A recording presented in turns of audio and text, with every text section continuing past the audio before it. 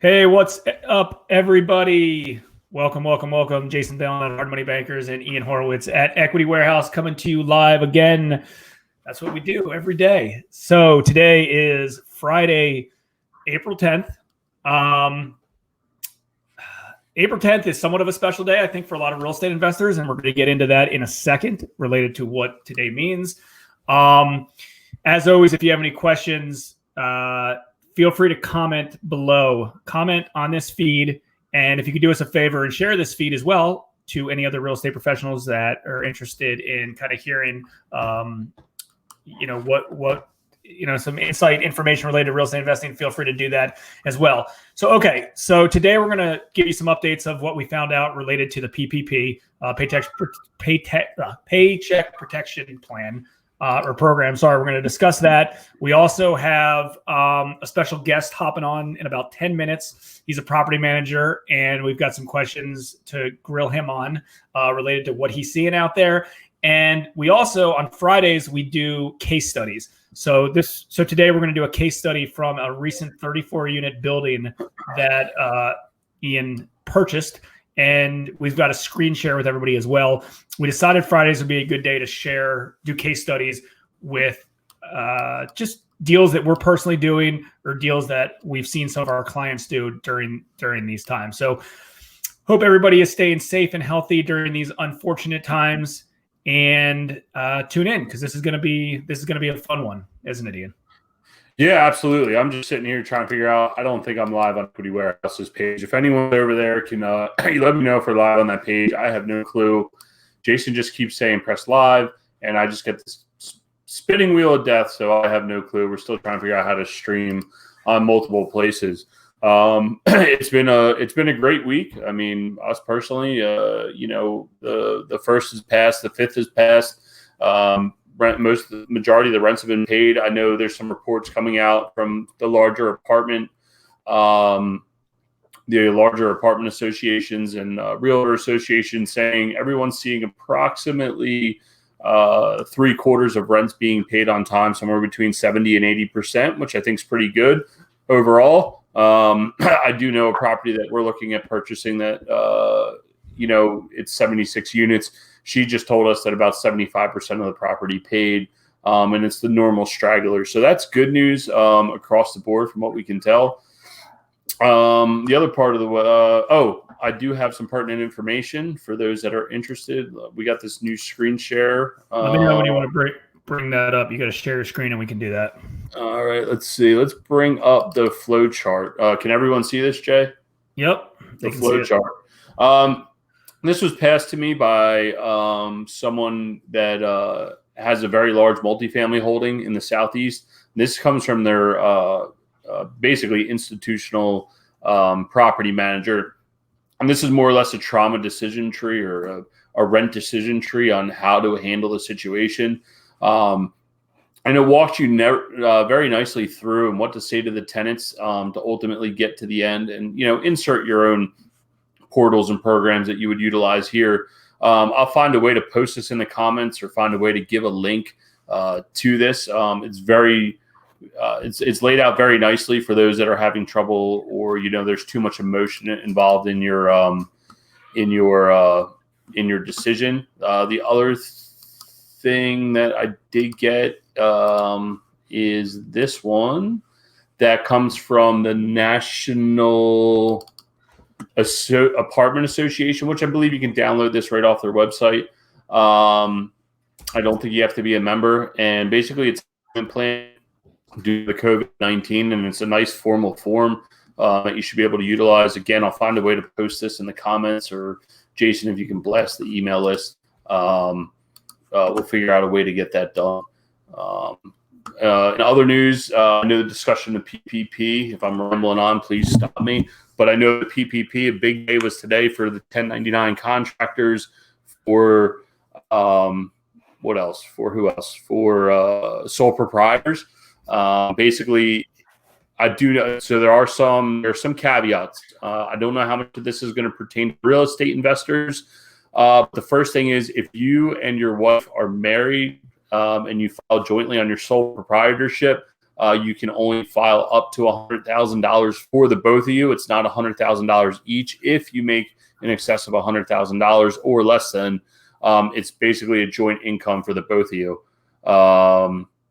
What else was in there? I have the article here. Also, the understanding is that, let me pull it off, is that if it's a passive real estate investment, as it's classified on your taxes, is that real estate developers would not qualify. So real estate developers, as the agency guidance states, that an ineligible passive business cannot obtain an SBA loan for any purpose, including the purchase or construction of a building for its own use.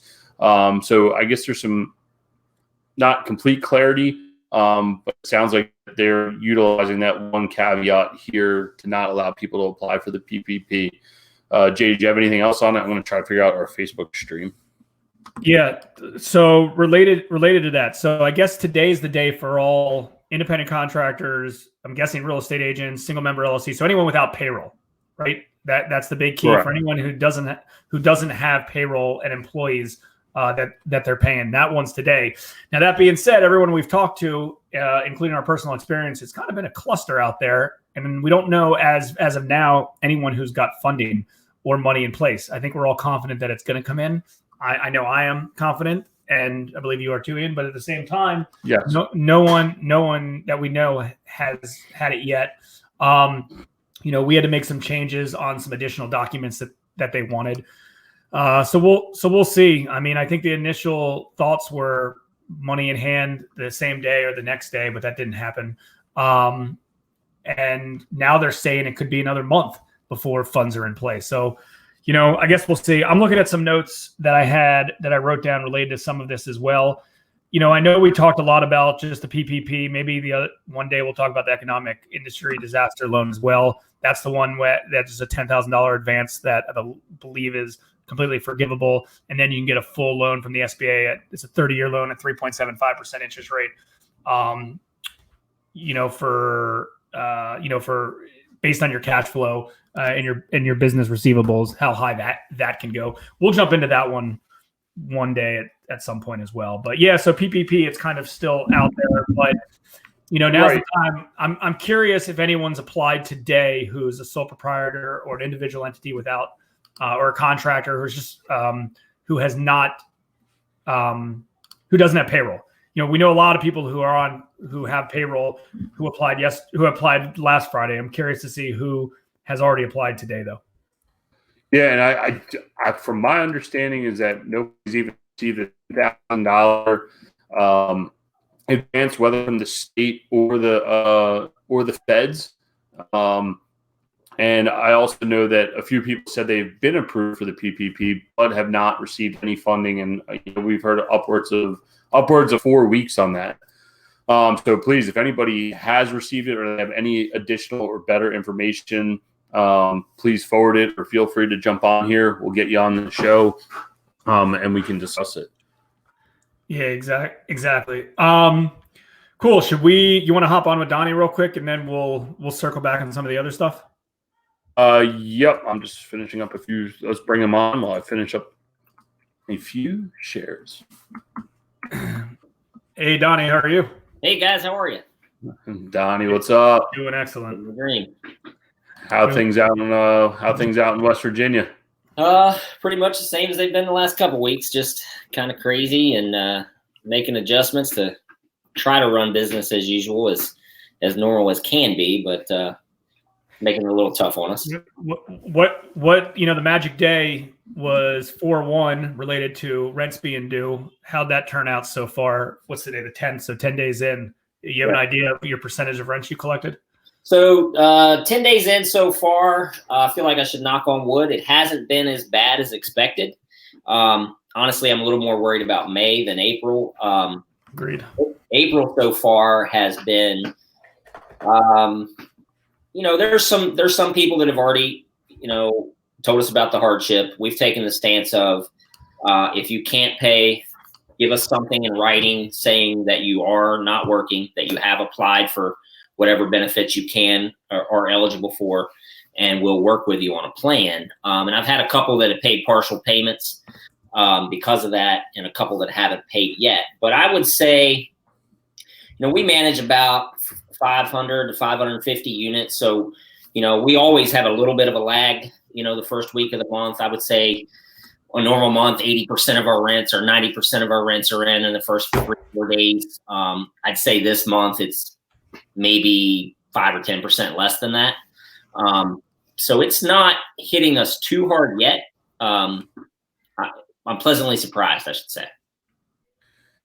I guess that's good news for us. I know I was completely surprised when we came out there and you were saying that on March 31st that you already had rents paid in advance. Yeah. So that was pretty cool. What immediate actions, and just real quick about yourselves, I'm sorry, how many, so people can understand how many units you guys manage.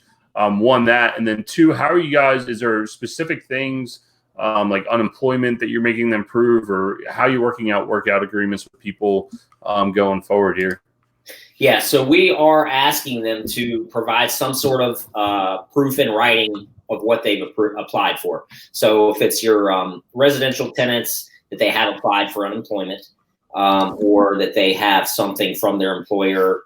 I do have a few employers that, or a few tenants whose employers are continuing to pay salary, even though they're closed, with some very limited remote working. So, something, I've got somebody that their employer is saying that's going to take effect within, X time, within the next week or two.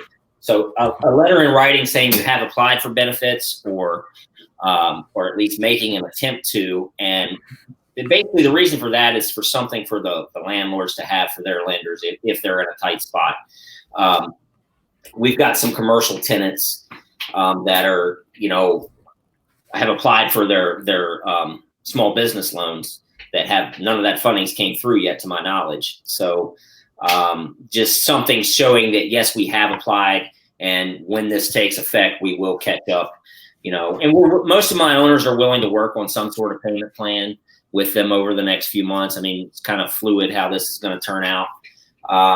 Everybody's trying to be as creative as possible. I have some owners that are in a better spot than others, some that can absorb this easier than others. And I have some with some commercial properties that just acquired that, they're a little tighter. So it's going to affect them a little harder. And we may have to provide something to their lenders quicker than some of the others. So something in just some sort of proof that they're moving forward.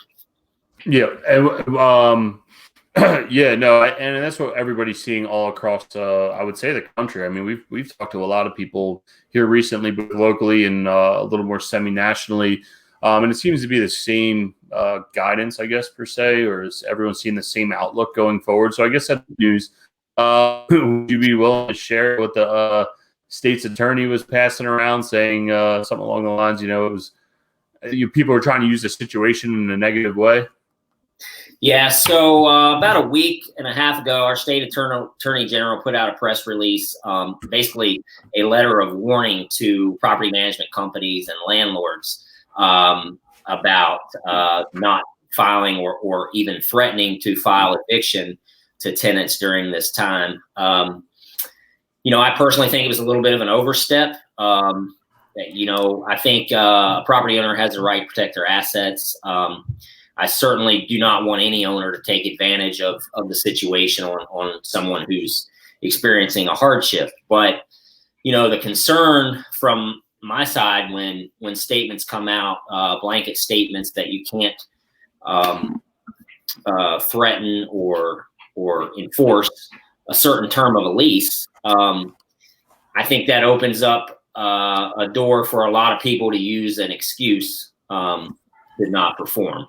Knock on wood, we have not seen that like I sort of expected I would. I did have, in the very beginning, I did have a few tenants come to me, and I'm not sure if it was an excuse or more of a fear and not an understanding that, tried it immediately to say, I don't know when my rent's going to be paid. But it turns out and I knew these tenants were on a fixed income retirement or Social Security type situation. And I had to explain to them that, this will not affect them. But so far, I think most of the people who have came to us and have been very proactively coming to us before rent was due and saying, here's how I'm affected. I've been pleasantly surprised that it hasn't been used as an excuse yet.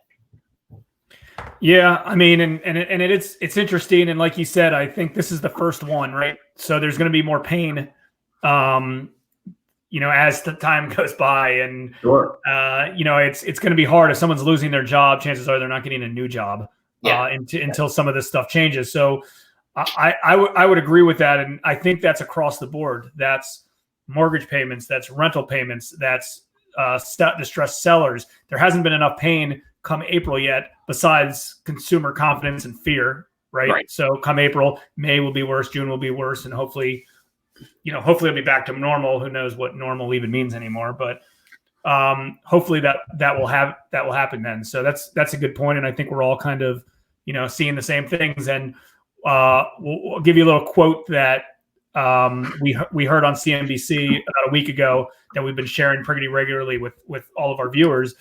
Is it's the tenants, or it's the tenants and it's the borrower's obligation to pay their rent and to pay their mortgage if they can, but it's also the landlord and the mortgage holder's obligation to help out those tenants or those mortgage or those borrowers that can't afford to pay them. So, and it's good that I think everyone's on the same page. I mean, the tenants, the landlord wants, if they're making an excuse and they're just using this as like, I don't feel like paying my rent right now, even though I can, unacceptable. If they really can't, absolutely work with everybody that they can to make it work. And maybe they can pay their rent now, but they can't pay it in a month from now. And, then everything gets reassessed then. Yeah, I agree with that. And honestly, that's where a few of our commercial tenants have been. We've got daycares that have been affected recently when they had to close. Of course, dance studios, some other things that are, dependent on children or individuals coming in for classes that can't, so they can't operate right now. Most of those had a little bit of a reserve, so that hasn't hit us yet. But they've all came to us and said, we're good for April. If this, we have applied for some loans through the SBA program and some others, and if this doesn't come through by May 1st, we may have to have a serious discussion on what we can do.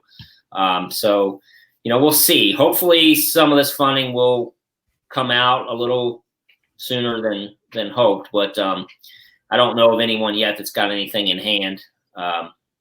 You guys may, I don't know, but no, yeah, that's what we were talking. That's what we were talking about at the beginning. We've heard of people getting approved. We haven't heard of anyone actually receiving funding yet, and that's kind of the big unknown. I'm sure it'll show up with our $3,400 check or whatever we're supposed to get from the United States government. So God only knows when we'll get that.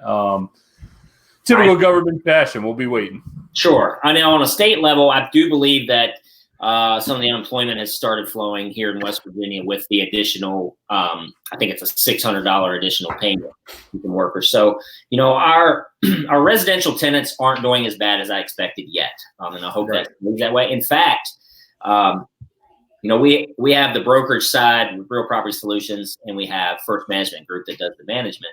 Our activity on vacant properties for the rental side, residential, is still pretty busy. I'm getting inquiries every day on apartments, even some houses.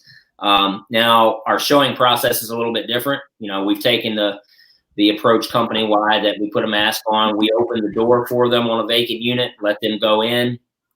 We'll stand there right inside the door, and then we'll come out and maintain our distance and answer any questions. And they can do everything online as far as lease signings, applications, deposits, and that sort of thing. Nice. But we're showing rental properties very regularly. We're having move in. So, as far as I guess a lot of the people that we have had move in, I guess, would be designated as essential because they're still working. If they tighten that any tighter, then I would assume people would be a little more hesitant to jump into a lease right now. The sales side of it's been a little slower. The commercial, retail, and office space side has been pretty much non-existent the last several weeks. Right. And I do worry a little bit about those vacancies moving forward because, I'm not sure how this will affect the new norm for small businesses, finding out, hey, we can do a lot of this stuff remotely. Yeah, we did a discussion earlier this week with one of our commercial brokers, and the smaller companies we believe are still going to be there. The First Managements and the hard money bankers and equity warehouses of the world, we're all going to still need something. We think that the larger office space, like Masons, the casino, those types of places potentially don't need it anymore. Donnie, if it's all right with you, since you're here, we were going to do a case study on the 34-unit building that we actually recently purchased out there. Yeah. And since you know it intimately, I'm going to pull it up here on the screen just for everybody so they know this is how Donnie and I and, Pete and Dan met. Pete, I guess, actually worked with Donnie. I guess you used to do medical installs at one point. Yeah, I still actually do have a side business installing some medical equipment, and I met Pete that way. Yeah. Jay, is the share up? Yep. There we go. There we go. Yeah, so I guess the first thing I went the wrong way. So here's the 34-unit building. It's a 2 12 units and a 10 unit. A lot of people ask, well, how the heck did you wind up in Ransom, West Virginia? For those that you don't know or you're locally here, it literally sits right behind the Charlestown Casino. Donnie has a property management company out there and a brokerage. You guys manage about 500 units, you told us? Yeah, roughly between 5 and 550, I think. I haven't counted in the last. Yeah, you stop counting after a certain number. I get it. But anyway, so Donnie was actually managing these properties. So not to get too far ahead of ourselves, but how do we find the property? Donnie was the current property manager, and he was working with our partner, Pete, and Pete actually brought us the deal and said, "Hey, Donnie's got this deal. We don't know, I don't know if I'll do this deal on my own. Would you be willing to work with us?" And that's kind of how we found the deal. Donnie, I don't know if you want to go into kind of what your management status was with the owner as you were bringing the deal to us. Yeah, I can general terms. So we had taken over management of these 3 buildings for this owner about 8 months to a year prior to the sale. It's actually about a year prior to the sale of you purchasing.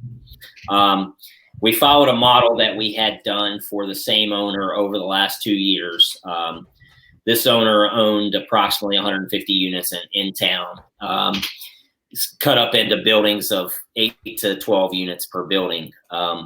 In 2018, we took over 20 units, which was 2 buildings, took over the management of those, and facilitated a sale on those 2 buildings. And then 2019, took over 3 more buildings for her and facilitated a sale, and did the same thing here with these 3 buildings in 2020. Right. When you purchased, the vacancy rate was extremely high. I mean, the previous owner just didn't have the capital to plunge into the property that needed to be done to get the rents where they need to be. So rents were low and deferred maintenance was high. So there was a project that needed to be taken on by a group that could invest in the property what needed to be done. Right. And that's why we thought it was a deal. So when Donnie brought the deal to Pete, because I guess so really everyone asks, well, how do you find deals? And everyone says, oh, network. I guess Pete and Donnie at some point had a discussion that they're both in real estate, and Pete said, hey, I'm always looking, and Donnie said, hey, I got this, and next we're looking in Ransom, West Virginia. Why was it a deal? Donnie was just alluding to it, is that there was major deferred maintenance. I think the husband had passed away. He was kind of like the one that was really running the property. She was having a little bit of trouble, couldn't get rents up where they needed to be, kind of handcuffed your hands to getting maintenance done on the property. Other than that, just for our aspect of things, and I'll have Donnie comment in a second, but the reason we thought it was a deal, there was a few things happening. There was increased pricing in our metro market. when we were looking at the Baltimore area where we operate, pricing was so out of control, we couldn't find deals. We didn't need to go do a deal just to do a deal, but it kind of expanded horizons. So it was actually a good thing that we got out and looked. We found out the property is only about an hour from our office. It needed major value add and stabilization, which I have some pictures, which we'll jump into. As Donnie said, rents were way below market. I think rents were about $550, $565, something crazy like that for one bedroom. Somewhere as low as $558. Yeah. And up to just over $620 right. was the high. Right. And when we looked at that, we said, okay, well, there's about a $250 delta that we could pick up and get rents up to $750. Donnie's hands were tied. The other nice thing is that, well, maybe not for you, but 270's gone in and has been dragging all the people from Jason's area out to the Frederick corridor, and then all the people from Frederick just keep continuing to move out 70. So that's actually driving. And I think, Donnie, you can comment that you've seen some nice growth in your area with the I-270 corridor coming in, and there's been a lot of growth out in that area. Absolutely, yes. It's go ahead. Go ahead. I was just going to say, I was going to finish up and you can comment on a few of those things, is that the other reason that we were comfortable doing this deal is the fact that we had me and Dan did not have a previous relationship, but Donnie and Pete had a very good working relationship installing high-end medical equipment in hospitals. So therefore we assume Donnie's a trustworthy guy when we start to peel the layers back. Plus his partner's a lawyer in the brokerage in the property management company. So that kind of gives us an added layer of protection, because we normally manage properties on our own. So this was a new thing for us. As Donnie alluded to, there's additional properties potentially for sale. So we know we could grow in that marketplace.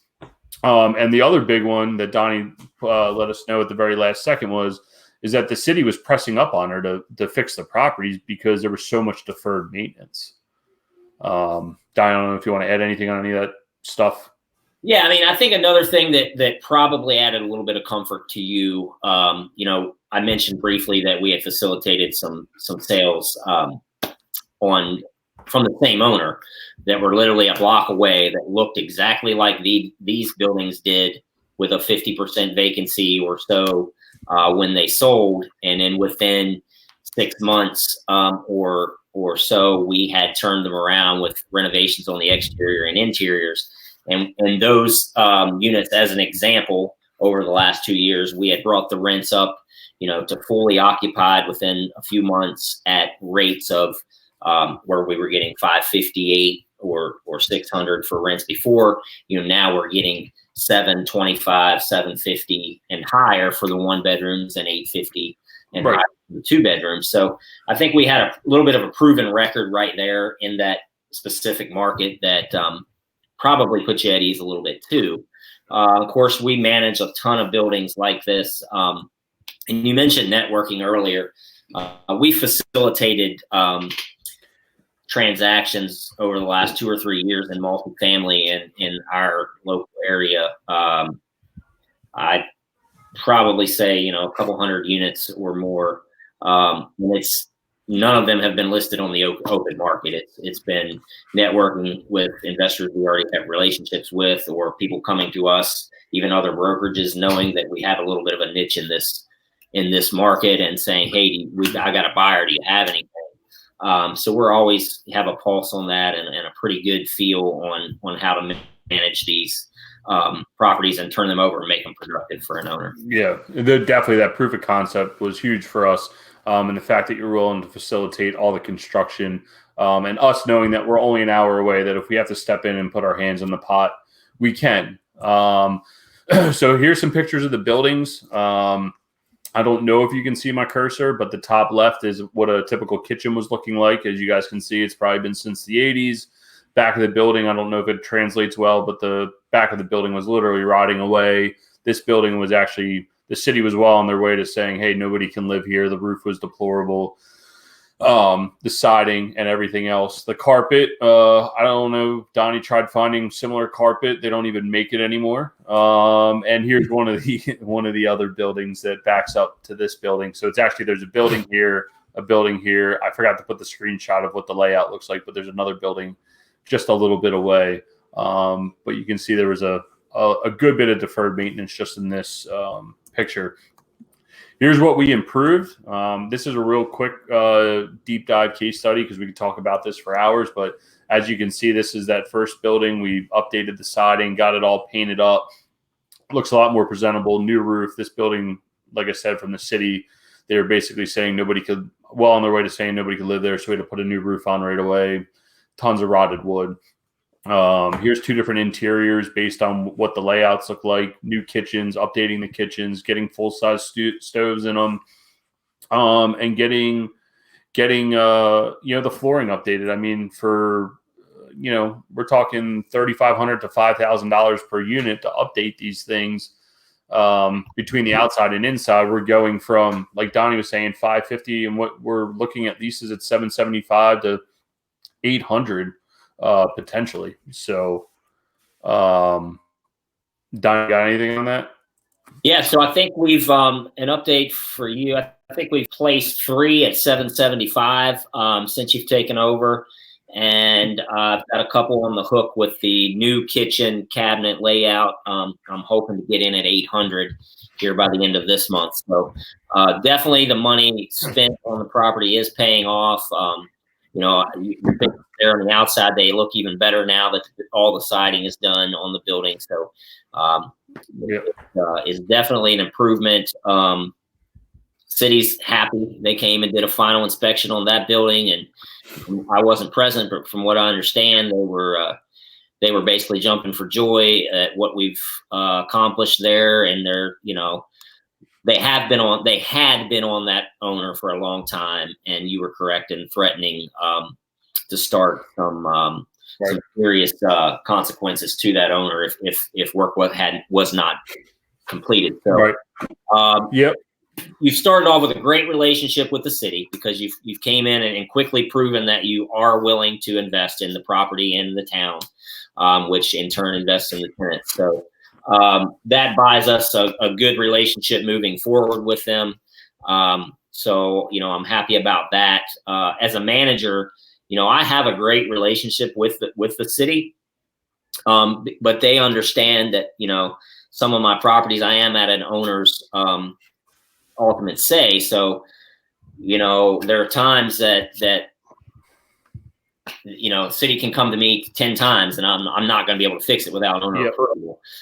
So they're happy to see this moving forward. Well, that's the number one reason why we don't manage properties for other people is that, your hands are tied, and it's our nature. I mean, as you've seen, is to get it done, get it fixed, and get the things right. And it does make it tough for you as a manager, because in the end, we want the private ownership to owning them.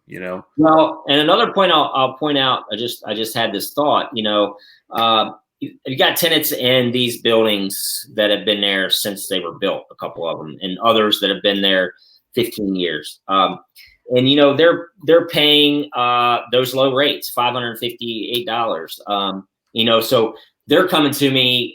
I love what you're doing, but how bad is it going to be for me? And I think a mentality that some owners could take here with a property like this is, this is all people can afford to pay here. I can't afford to put money into the property because of this.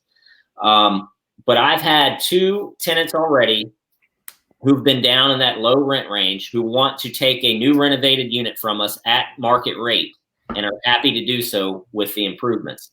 So not only can we find quality tenants outside, I think this is good proof that if you invest in your property, your tenants will invest in you as well. Absolutely. So one of our tenants upstairs at 318 wants to move downstairs at our current asking market rate, and that'll give us another unit up there to renovate and bring up. So I think it's a good model that a good sign that not only are we bringing in new folks, that some of the older folks are very happy with what we're doing and willing to buy it.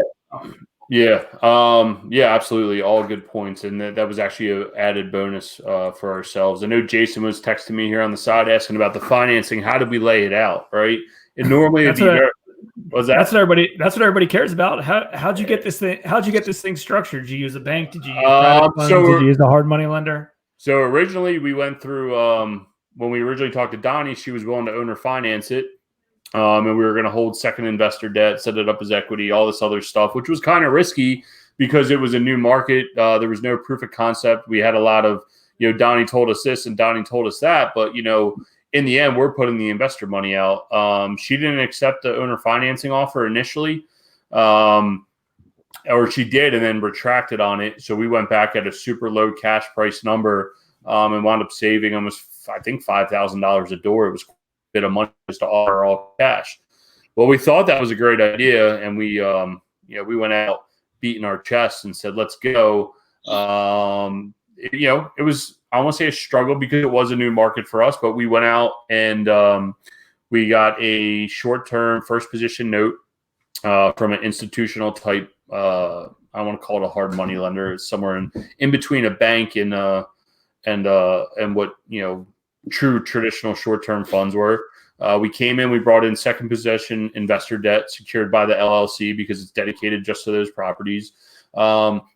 And once we're stabilized, the majority of the properties, about 65 to 70%, we're going to go in and talk to the local banks and or do a small balance Freddie or Fannie if they're still alive after all this, which would potentially give us a non-recourse loan because the loan would be above $1 million. They really like the $1 to $5 million range. However, talking with Donnie, we've always done very well with local banks, and talking to Donnie that the local banks have a huge appetite for this stuff, which I completely understand. And that's how we laid it out. Does it make sense to you, Jay? Yeah, as pretty simple. As the finance guy. Pretty simple. Yeah, I mean, look, a lot of people always say, well, I don't know how to get involved. I don't have cash. I don't have this. I don't have that. If you're willing to take a little bit of risk and you have good deals, money will find good deals. I know Jason said it a ton, but if you have a good deal, money will find you. I promise you.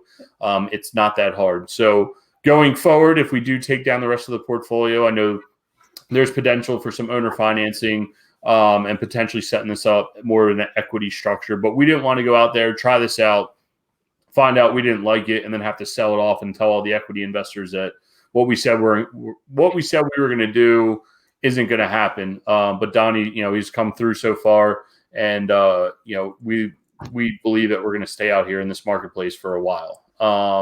Here's a quick brief overview of the pro forma. You can see we're losing money in the first 2 years because it was so distressed and there's so much turnover, and we had to make a ton of assumptions. But as it refinances and goes through, it does provide a nice cash flow. There should be a huge uptick in equity as we move forward. Maybe we could do a longer call and really deep dive this, how we got to these assumptions. But it was a huge learning curve from Donnie and from learning a new metro area based on taxes, based on service providers. I think our trash pickup for 3 buildings is the equivalent for 1 week in Baltimore. So it is a big difference. You guys really need to understand what the new marketplaces are bringing you. And then finally, where the current status is, we completed that exterior on 200 Marshall. We began doing the exterior projects on the other 2. We've already turned several units. Donnie's been surprising. That was a big fear of ours, that there wasn't going to be demand for units. And every week you say, hey, I've had people come through. The casino is probably one of the big employers out there. The increase from new renters has been all positive. The laundry rooms are updated for those of you that don't have coin-operated laundry. It's probably one of the funnest thing to do is go clean out the quarters and see how much you have at the end of the year. And the other big thing is, again, how do you find money for deals? Is that the second position investors are receiving monthly interest payments, and they're receiving them on time. And that goes a long way because we're already getting, hey, what do you guys got next? Where are we going? What are we doing? So just a quick overview, how we got the deal, how we found it, and where it's headed. And we can do another update once everything's completed and we refinance it. Nice. Good stuff. Well, Donnie, we obviously appreciate you hopping on. There was one real quick question from the audience. Do you do short-term rentals in Martinsburg? Property management. We do have several units in Martinsburg that we manage, and some of them will do short-term rentals. I would just have to see if we have any of those open right now. Typically, there's a little bit of a higher monthly payment as expected, but we usually do have someone that will do at least 6 months. You'll manage short-term rentals for landlord. Landlord. That's landlord the question. side, absolutely, yes. Yeah, for that. Okay, cool. Well, why don't you give everybody your info real quick if anyone wants to get a hold of you? And, sure. You can email me at donnie@rpswv.com. That's RPS, like Real Property Solutions, West Virginia.com. And we'll put that in the comments. Sure. Yeah, perfect. When we hop off, just comment that below as well, and we'll go from there. All right. Thanks, guys. Appreciate it. Man, appreciate it. See it. Nice. All right, so good stuff. Good stuff. That was a good case study. You know, I like that segment every Friday. We'll continue to come up with case studies just to keep everybody moving forward. And I know that property you purchased before kind of this outbreak happened, but it still falls under the same lines, right? You know, because there's going to be good. Yeah. Here, I'm sorry. Well, you're going to say, you purchased it before this whole thing happened. I mean, buying it at $38,000 a door, we know, and based on what the cost expense ratio out there is, we can really drive down. That thing survives at the $550 rate, right? It doesn't cash flow great, but it'll pay the mortgage, right? And we can have the cheapest rents around. We can undercut everybody. So we just halt improvements and we go back and rent them out at $550 a unit, and we sit around and we wait until there's a time to go in and finish the improvements. From what we can tell, as long as this thing doesn't last for a very long period of time, we can continue to drive forward and get them done, right? And that's the goal. That's where the equity comes in. Who'd you got? What resources did you use down there to do your renovations? Yeah, something we didn't really deep dive into with Donnie is that he does have full availability to do construction management. He has the wherewithal to get it all done.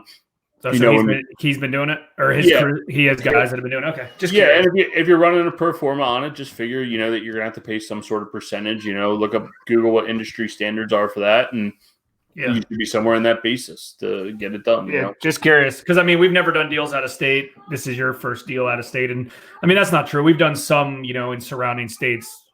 Here and there, not recently, but we did when we got started years ago. But all of them were relationship based, just like this one was, where we had an operator that we felt could execute and be eyes and ears on the. And here's the thing, when you're operating out of state, a lot of people are like, oh, I'm going to, I hear Cleveland, like a lot of stuff about Ohio a lot, and no slight to Pete because that's where he's from, but. Is that, sure, things are cheaper. Memphis is another good one that I always hear. I'm going to Memphis. Well, who do you have there? Well, I know prices are cheaper. Everything's relative. We didn't go there because things were cheaper.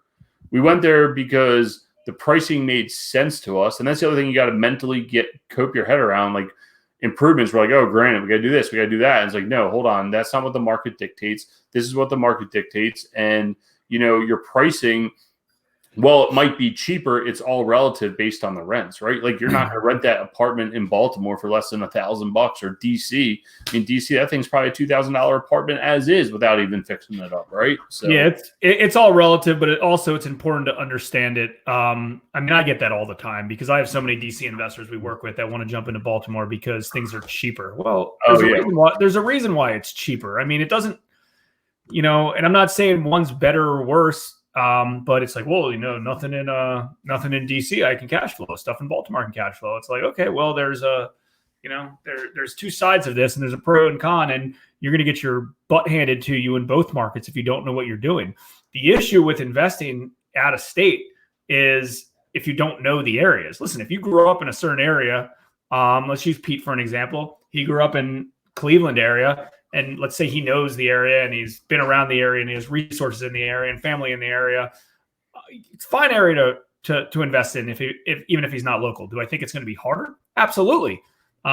Because there's going to be things that he needs to put, his eyes and ears on. Is there a lot of industry people out there that believe that you can do this business remotely from anywhere? Sure. I don't agree with it. I'm not saying it doesn't exist. I think it's going to be harder. I think for the types of assets that all of us are involved in, we want localized assets with the highest rate of returns that have the least amount of headaches. Right. And I believe that if everything's local, you're able to do that.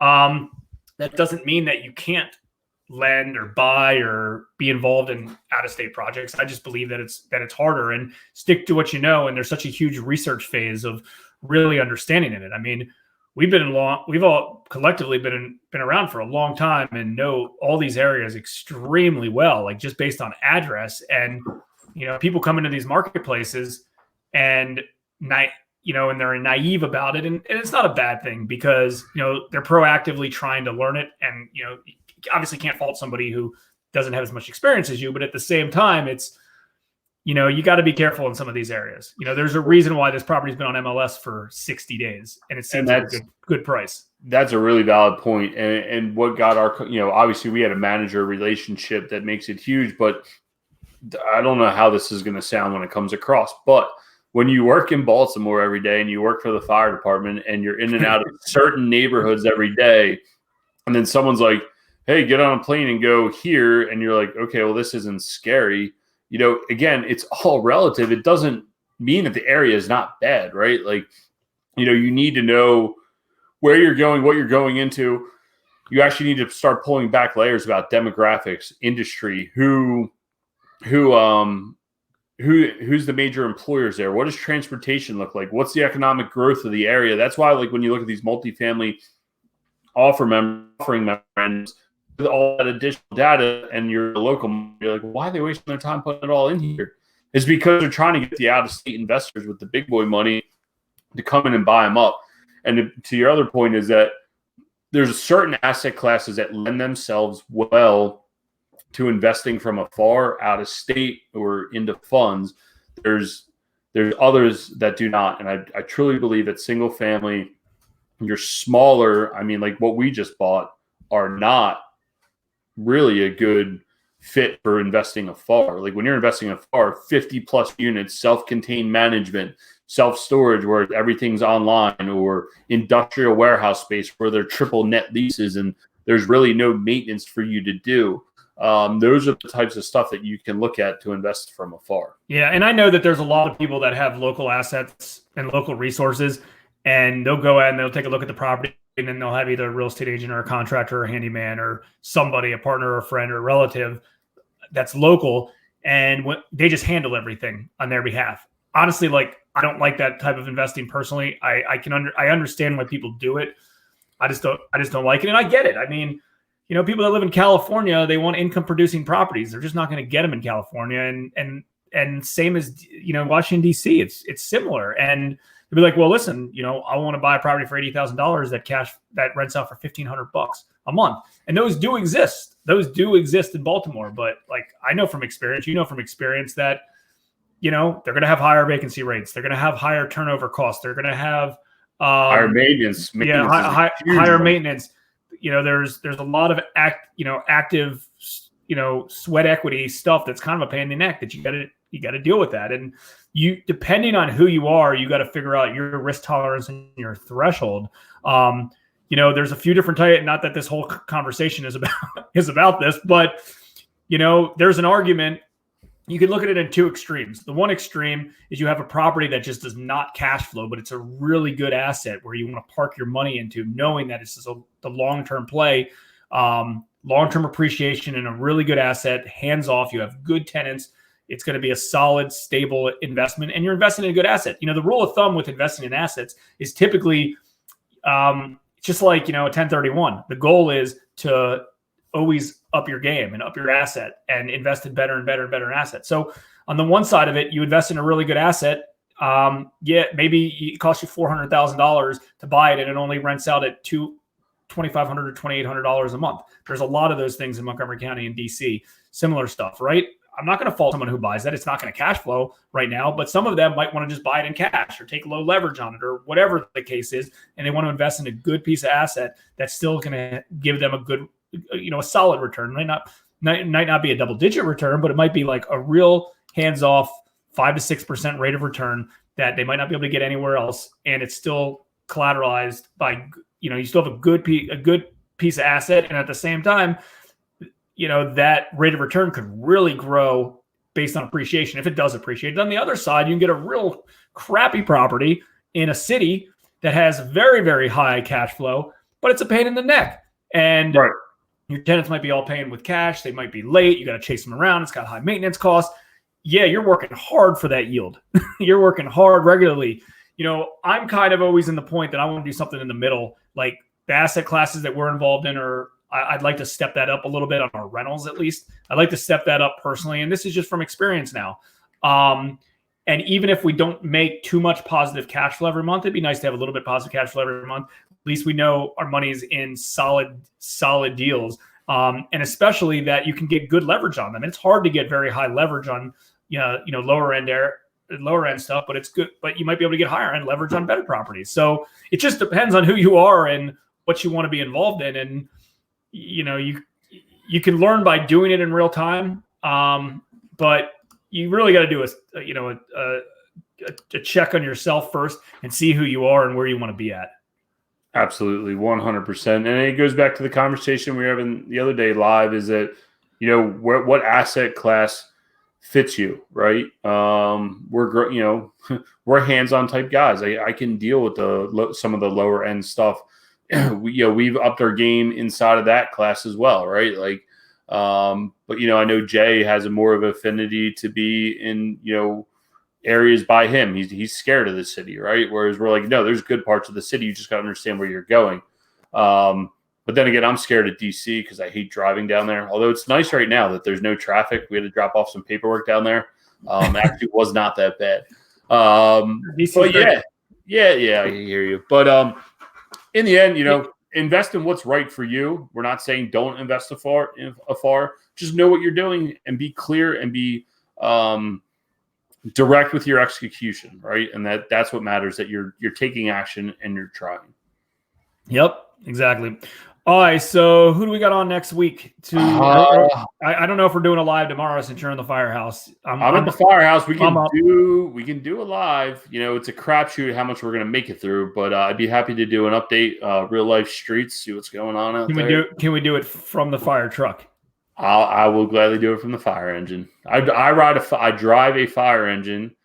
I see Aaron still on here. Fire truck are the guys that don't put fires out. We put the fires out.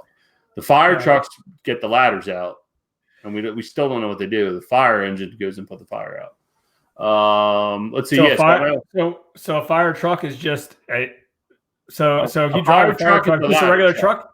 No, ladder truck. Oh, ladder truck. Yeah, and I'm on the fire engine, the one with the pumps and the hoses that put the fire out. I thought they were all kind of collective into one. Yeah, well, fire truck.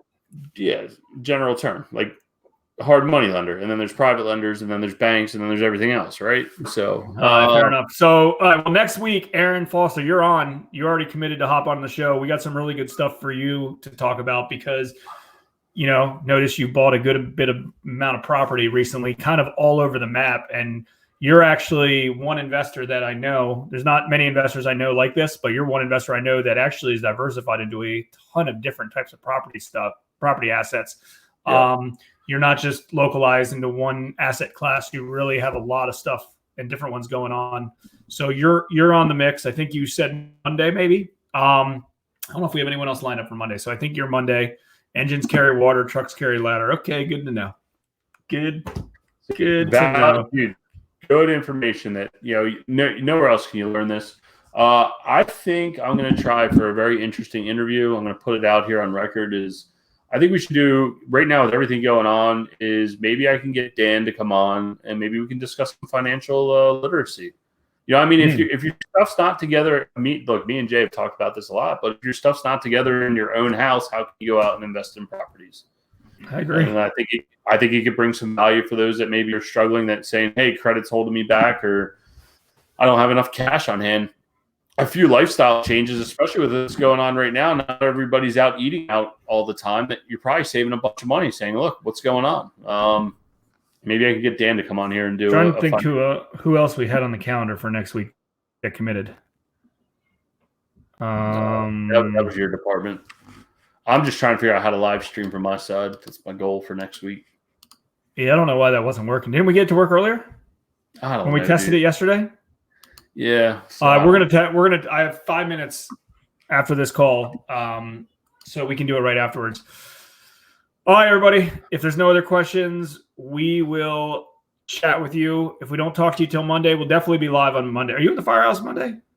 I am. So since Aaron's, I thought you were on vacation.